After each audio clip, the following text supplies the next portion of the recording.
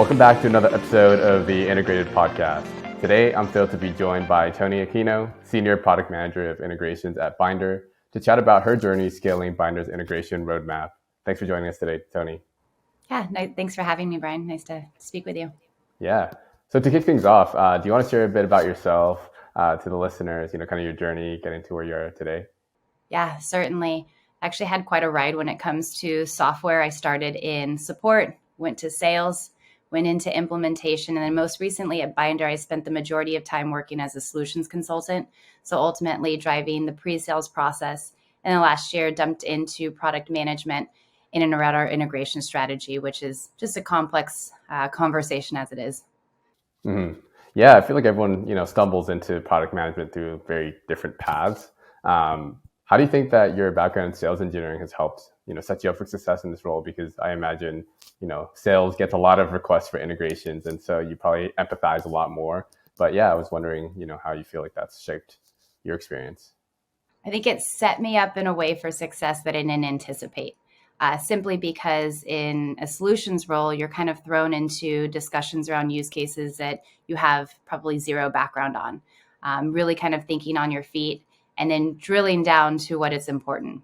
I think from that experience into product management, I've questioned a lot going into certain decisions, which has served us right, at least so far, in my opinion. But I think it's really being able to think on my feet. Mm-hmm. Yeah, actually, I'll dive into that a little deeper because I think with integrations, you're forced to learn so much about different types of products, different end users. You're not just building for the same core, user that you normally would from a regular product management role. But yeah, just I guess for context for the audience, like why are integrations so important for Bynder's growth? There's probably a million different things that come to mind when we think about integrations, but ultimately the speed in which our customers are growing and the types of technologies they use, the more and more requests have come in ensuring that the dam really becomes mission critical or business critical in a sense of all these operations. I think we can also think with all the changes to remote teams, everyone is essentially dispersed and automation has become really some of the only ways to stay as productive as we did next to each other. Mm-hmm. And I guess for our listeners, DAM just refers to digital asset management, which is, I guess for those who don't know what that stands for. Yeah, no, actually, good point. When I started working at Bynder, it's almost 7 years now, digital asset management was essentially an unknown acronym. And then over the years, I've started to hear it more and more. We went from the, everything's damn great and all the analogies and things you could think of to it actually being sort of embedded in a lot of the marketing tech stacks. Yeah, I wish we had an acronym like that at Paragon, but not as fun. Actually, have you seen, has COVID really changed or accelerated the need for integrations, or like how has COVID and the way companies work and teams work changed or influenced your growth and strategy at Bynder? I think it's definitely made an impact, but I think what it did was accelerate the changes to make those decisions and the expectations for it to be there. Prior to everyone working remote, we obviously ran into quite a few requests that came into integrating into certain systems and really looking at a very custom approach. What COVID brought in sort of the remote scenario was needing to move very quickly and needing a very guided approach to it. Right? It was less custom and more of our best practices and the way we saw it, which I think you'll probably get to as well, can be challenging to know everything about every solution that's out there. Mm-hmm. And have you seen oftentimes the assumption is every customer has a very different implementation, but I think when you look at it more broadly, the overall usage of integrations ends up being relatively similar. Have you seen that to be like, what's that dynamic like in terms of like going more custom versus more just out of the box? Yeah. Actually, it's interesting. I did our customer success kickoff and we ran some discussions around use cases. And ultimately, to simplify it, right, everything boils down to three main things. You're either bringing, at least for digital asset management, you're bringing assets into the dam, you're sharing assets outside, or you're actually transferring between two systems or a combination of the two. When we first started out looking at custom deployments, it really looked at individual workflow and very specifics to automate a very honed in process. Nowadays, you kind of boil it down and it's what can get us to market quicker, what can get our teams to work faster together. And it really has kind of trimmed down to those 3 main use cases again and become, I guess, easier to be repeatable in a sense. Mm-hmm. Cool. And I guess to step back in terms of like the overall strategy, I know you take both a partnerships approach and also more of a just like customer success, like, delivering based on requests. How do you differentiate the two, and how do you approach that overall from a priority standpoint and also just like resourcing? I think resources is the one that pops up most, right? Because ideally, we as a team at Bynder could build everything, but everything becomes not only a development challenge, but it also a knowledge challenge. We can't actually know information about everything, and we've leaned a lot on our partnerships to understand and have experts in each space to kind of exponentially impact what we're trying to achieve. Like I was saying a little bit earlier, with the change in sort of consumer behavior when it comes to integrations, it's less about the custom work and more about that speed to a solution. And so we've leaned a lot on our partnership community to help us bring a lot more connectors to market that are more of that 80-20% or 80-20 approach, right? You can solve 80%, and then the 20% essentially becomes custom. Mm-hmm. Yeah, that's interesting. I mean, I think a lot of our listeners might be earlier stage as well. And so it comes to a point where, like, how do you incentivize the partners to be the ones building it versus, your team building it? Because it's often like who has the most to gain from, the integration. And so how do you approach like the incentives and aligning that way with these partners? A tough question, but also a good question. Incentives are the toughest. I think exposure has been I don't want to say the best approach, but really the connection of being able to give our partners access to our customer base and also a large set of use cases for them to use examples from. I even look at it the same thing for us is, we can look at a single integration, but if we look at the category, we have a much better idea of how to solve the problem. So for us, when we provide our partners with inside information, really early access to information, as well as those best practices that we've seen, it gives them a foundation to start with. And then at that point, the exposure, the access to sort of a summarized view of a larger customer base kind of ups their knowledge at the same time. Mm-hmm. Cool. And I mean, back to the design of the workflows and the integrations. I mean, it's good that when partners build it, they understand their app very well. And so you're able to almost maybe provide like a pretty centralized resource for all your partners to refer to. But for the custom, the ones that you're building in-house, or even maybe when you're getting the weeds with the partners, like how are you going about the discovery of what is the ideal workflow for all these users? Maybe like how are you going about understanding the end user of the integration? Can you walk me through a bit about that process? Yeah, $1 million question, right? Because the person that's typically giving you the information is not the actual user. So we've actually had a lot more success in pushing or at least challenging our customers to bring in those additional users. Now, when I talked about scalability, right, this discovery piece is actually the biggest challenge, right? Because you could spend hours asking all the right questions, hours building the right user stories. And ultimately, you do have to pull the trigger on a solution at some point. But getting to the day-to-day users, not always at your disposal. So I always encourage, let's bring in a focus group. You can probably do a Q&A and a survey in an hour's time, or you could spend, 5 or 6 hours having individual interviews, but typically you get a lot more in that whiteboarding or group session. Mm-hmm. Yeah, one thing I've been thinking or noodling on is, having a design partner for, especially when you're first starting or entering a new category with your integrations. Just because they're able to give like that feedback loop is very important, right? You don't want to build out a full-fledged integration and realize you might have made a lot of assumptions that you shouldn't have when designing that workflow. Yeah. There's one more untapped resource that even we tend to forget, which is users within our own company, right? At Bynder, we have marketing departments, we have PR, we have finance, we have everything that a lot of customers are looking for as well, as we tend to not look inward. So what we've also done is a lot of interviews with our teams and partners to understand how we work as a company. Sometimes you don't want to pull in your peers for, getting them off their projects, but sometimes it provides them a platform to provide that feedback. But ultimately, we can look at our own company as an example to do it too. And I'm assuming it gets easier over time, right? So let's say you built two CRMs or two sales engagement tools. After that, it becomes pretty streamlined. Or do you still go through a full process with each app that you're integrating with? No, so it does get easier, right? You look at categories, DAM to CRM, DAM to CMS, those types of integrations generally have the same flow. What I did catch myself doing early on in the process when we started building this was making those assumptions too early, because there's always going to be one unique selling point for the adjacent tech you're working with. And that becomes a blind spot if you go too far into not examining those. But we do have a foundation to start with. We have a set of use cases, a set of requirements that we start, and then really expand from there. So you're not always starting from scratch. And earlier on, what were some of the, I guess, gaps that you may have missed or overlooked? Some of the steps that are now you see as very crucial to building a successful integration, but you may have missed or overlooked in the earlier days? Actually, probably goes to the first question of how my experience as a sales engineer served me well in the first stages.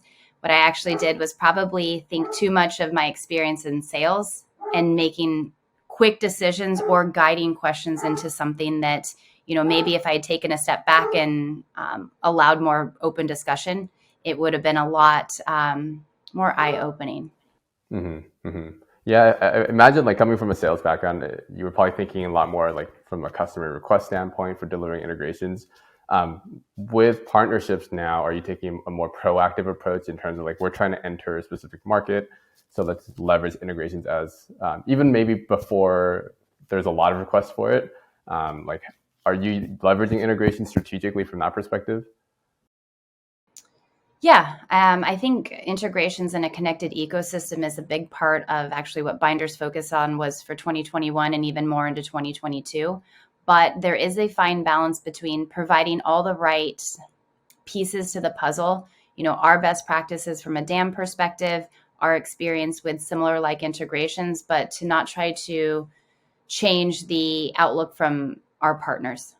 But we have taken a very strong approach in combination with our partnership team to actually recruit and look at our hit list, right? Essentially what our customers are bringing back with use cases, and then bringing partners into the fold to really help dive into them deeper and then give them a good start as well.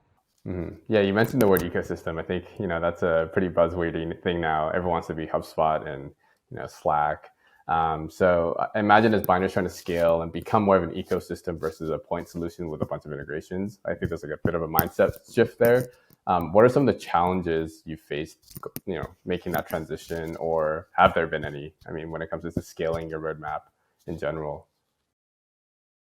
I think scale is always going to be important, because as soon as you start picking things up, it snowballs and you're going to get 10 times the amount of requests that you get. But I have kind of seen that as a positive growing pain. The maybe different aspect of looking at it as a connected ecosystem is the perception that we're an expert in everything, and kind of taking a step back and saying, yes, we are experts in digital asset management. We are experts in the flow of content, but we can't be the experts in everything. And I think there's always a challenge. You want to do your best and know everything that you can, but if you're striving for that, can you really be an expert in one particular space? So what's different about this is actually changing that perception that we can't answer everything for anything regarding content. Yeah, and do you see your role changing over time because of that shift in a way, like the type of work you're involved with, like maybe your cross-functional relationships with other teams, or Yeah, even between, so I started on our team in May of 2020. We're now kind of entering a second phase of our integration strategy, where it's instead of, building to specific requirements, it's that land and expand type of approach where we really want to enable our partners to do the same. So my role has actually changed quite a bit from scoping specific user stories to actually influencing the marketing and sales aspect to our partnership team. So it has expanded quite a bit. You mentioned cross-functional teams as well.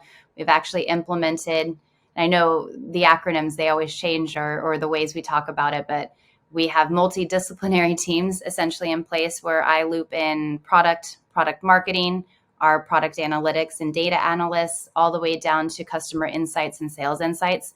And then this is a team that puts together more subject matter experts so we can identify some blind spots early on. But yeah, it's definitely expanded from sort of running the charge on requirements to more influence than anything.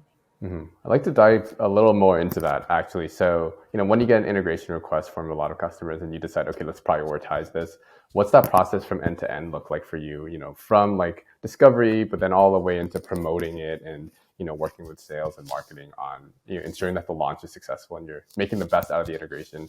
Yeah, I think things go differently if it's something that we build in-house versus something that we are working with a partner to. So I think generally the bulk of our integrations are partner driven at this stage, just from the sheer volume, where it goes everything from proactive partner recruitment, which is housed in our partnership team. So identifying the solutions that are being requested, identifying the partners, and then making that connection and match between the two. We do have a process in place that involves tech consultancy as well as product and partner marketing to support those builds as well. So once we've brought in a partner to essentially our partner community, there's support to build them up to that stage where we launch it onto our marketplace. Now, at that stage, it kind of goes full circle. You've gotten partnership support, product marketing, and now partner marketing aspect. That goes into the hands of our sales team, and then our partnership team picks it back up, actually. So when it comes to sales support, road mapping, requests coming from our customers and prospects, that is really channeled through our partnership team. So it's almost as if they can act as a proxy of our own organization. Mm. Yeah, I think that also emphasizes the importance for companies to start thinking about partnerships, right? Because I think a lot of earlier stage, it's very just transactional, like, oh, we're getting so many deals lost because we don't have integration. Let's just get it out the door. And then it starts and ends there, right? It's just, there's not too much strategy that goes behind the integration launch. But as you scale, I guess you're able to think more holistically about, how you can leverage integrations more meaningfully. One thing for those starting out, if there's any lessons learned that I started out with is, yes, getting integration, speed to market, those point-to-point solutions will get you where you need to be. But what becomes most challenging is as those grow is actually maintaining them. And to be fully transparent for me, it's almost remembering the details between those point-to-point solutions and running the sales and product enablement on your own. Right? It's almost harder to keep up as you go that quickly. And so leaning a lot on product marketing was a saving grace for me to keep things straight. Interesting. That's really good advice. And also, I guess, like, in your journey, like, I know we've talked about you using different tools to help with the integration journey and, scaling, and you've both used, like, for example, traditional iPaaS tools versus embedded iPaaS tools. I'd love to learn more about, like, how you're thinking about these tools and how you go about evaluating them and how they've helped you over the years. Yeah. I think first, when you look at iPaaS, the first thing is that speed to development, right? You can work with existing connectors, you can work with existing workflows, and you can get things stood up very quickly. The other aspect that comes up, especially when it's partner enablement, is the whole hosting aspect, right? When we have custom builds, it's always needed to host somewhere. We went through a phase where they would be hosted independently, hosted by the customer, and then that becomes I don't want to call it a support nightmare, but imagine if you've got 3 different ways that one integration works, it can become quite challenging from an enablement and support perspective. So with the iPaaS solutions that are coming out, I think the way that we've shifted our focus is using it more as a development and support platform for our partners as well. So ultimately, Bynder itself, we have control over the uptime, we have control over the release process, but we allow third partners, to really go in and do the build themselves, but provide the tools that are required. One thing to think about when it comes to the customer side is when you go to present these integrations, whether they're built internally or built by a partner, they want to know that there's one place to go when there's questions, there's one place to go when they need answers or support. And ultimately, these iPaaS solutions really play a strong role in giving us the confidence that we know everything that's going on at the right time. That actually touches on a point that I've had struggles with. For example, using Segment.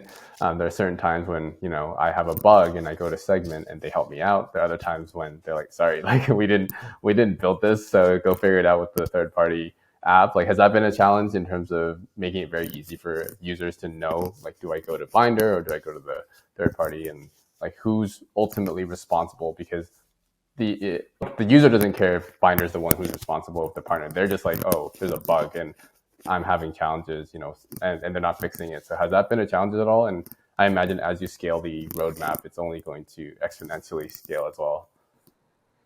Yeah, not to expose ourselves, but yes, of course, that has always been a challenge because regardless of all the documentation you put out there, a customer, when in a pinch, is going to go to one person. It actually started being more of a challenge for us internally, knowing who to route things to and when to route things to. You've got access to some demo environments, others are complete referrals. So it actually became more of a potential headache for our internal teams. So in order to protect their time and their headspace, it was actually providing a single place for them as a reference. Because as you grow, right, you could launch 10 integrations in 1 year. In 3 years, you've got 40 or 50. You're still going to have reps that are in a pinch and need to understand where to ask the right questions. Mm-hmm. Cool. And I guess before we wrap up, like I know you mentioned leaning on product marketing to support, but is there another piece of advice you give our listeners who are potentially earlier on in their journey and just starting to think about their integration roadmap and more strategically, especially? Think outside the box on who you go to ask questions to. Sometimes it comes from, the support team or our sales team in an avenue where they can be a bit open. We always lean on the customer first and then maybe take a different approach based on our experience. But there's always someone that heard a different point of view. Those multidisciplinary teams or cross-functional teams have been a huge upside for me. Because subject matter experts, regardless of their point of view, they always see something different, and you can actually kind of see things in a different light by just taking those opinions in. So yeah, best advice is lean on those teams that are closest to as your stakeholders, and even just kind of take a break to understand how they heard that same conversation that you did. Awesome. And if our listeners want to learn more about the work you're doing at Bynder or just, on a personal level, how can they find you? Probably on LinkedIn is the best place to start. And then we are on a public marketplace and community as well. So you can always reach out to the Bynder side. But yeah, any questions you have, ears always open. I always learn a lot more from the conversations than I initially thought I would. So always welcome those discussions. Well, I appreciate the time you've taken today, Toni. And I look forward to following Bynder's growth and how you guys continue to scale. Awesome. Thanks for your time, or thanks for having me.